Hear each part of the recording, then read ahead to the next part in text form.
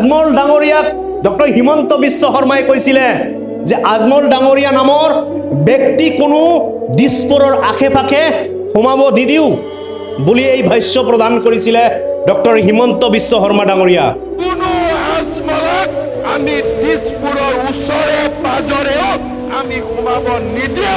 মই আজি ডক্টৰ হিমন্ত বিশ্ব শৰ্মা ডাঙৰীয়াক প্ৰশ্ন কৰিব বিচাৰিছোঁ, আপুনি যিবোৰ ব্যক্তিক অসমীয়া বুলি মানি লৈছিল সেইবোৰ ব্যক্তি আজি ক'ত গ'ল?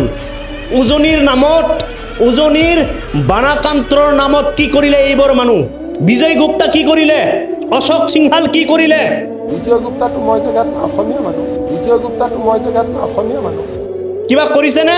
আপুনি সদায় সিহঁতৰ পক্ষলৈ মাত মাতিছিল, আজমল ডাঙৰীয়াক তুচ্ছ তাচ্ছিল্য কৰিছিল। কিয় আজি আজমল ডাঙৰীয়াৰ সাহায্য প্ৰদান কৰিব লগা হৈছে? বিজয় গুপ্তা কিয় কৰা নাই? ক'ত গ'ল বিজয় গুপ্তা? আনফৰ ডাঙৰীয়া সাহায্য কৰিব লগা হৈছে। ক'ত গ'ল বিজয় গুপ্তা? ক'ত গৈ অশোক সিংহাল? ক'ত গ'ল আপোনাৰ নেতা, ডাঙৰ ডাঙৰ হিন্দুত্ববাদী নেতাবোৰ? ক'ত গ'ল? আজি কোনেও নাই। ডক্টৰ হিমন্ত বিশ্ব শৰ্মা ডাঙৰীয়া, আপুনি সদায় ইউএছটেমৰ সত্তাধিকাৰী মহবুল হকক টাৰ্গেট কৰি আক্ৰমণ কৰাৰ চেষ্টা কৰিছে। আজি তেওঁ কি কৰিছে?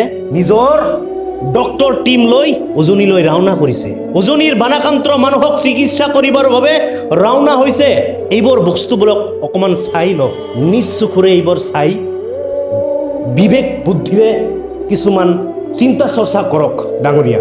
আমিতো সৰু মানুহ, আমি হয়তো কিবা ওলট পালট হ'লে আপোনালোকে কি কৰিব? জেলত সোমাই দিব। কিন্তু যিখিনি কথা সেইখিনি আমি সত্য কথা আমি কৈয়ে যাম। যিমান পাৰে ভিডিঅ'টো শ্বেয়াৰ কৰিব, পাৰিলে আপোনাৰ মতামতটো দি যাব। জয় আই অসম।